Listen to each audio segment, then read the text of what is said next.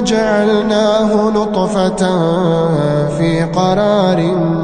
مكين ثم خلقنا النطفة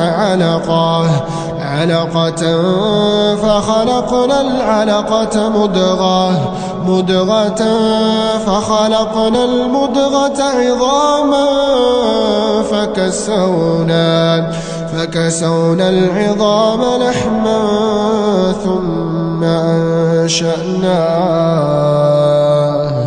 ثم أنشأناه خلقا آخر فتبارك الله أحسن الخالقين ثم إنكم بعد ذلك لميتون ثم إنكم يوم القيامة تبعثون ولقد خلقنا فوقكم 7 طرائق وما كنا عن الخلق غافلين وأنزلنا من السماء ماء بقدر فأسكناه في الأرض وإنا على ذهاب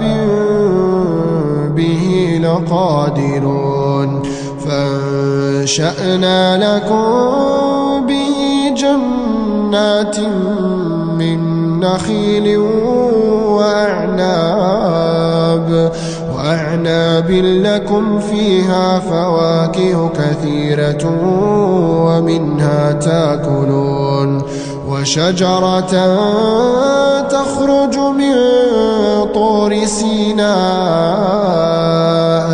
سيناء تنبت بالدهن وسبغ للآكلين وإن لكم في الأنعام لعبرة نسقيكم مما في بطونها ولكم فيها منافع كثيرة ومنها تأكلون وعليها وعلى الفلك تحملون ولقد أرسلنا نوحا إلى قومه فقال يا قوم اعبدوا الله ما لكم من إله غيره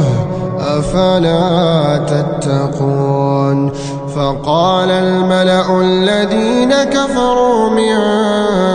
قومه ما هذا إلا بشر مثلكم يريد أن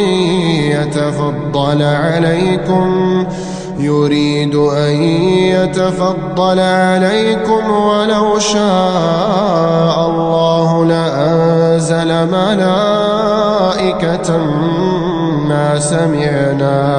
ما سمعنا بهذا في آبائنا الأولين إن هو إلا رجل به جنة فتربصوا به حتى حين قال رب انصرني بما كذبون فأوحينا إليه أن اصنع الفلك بأعيننا ووحينا فإذا جاء أمرنا وفارت النور فاسلك فيها من كل زوجين 2 وأهلك إلا من سبق عليه القول منهم ولا تخاطبني في الذين ظلموا إنهم مغرقون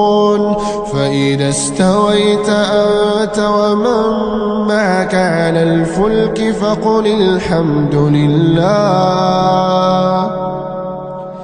فقل الحمد لله الذي نجانا من القوم الظالمين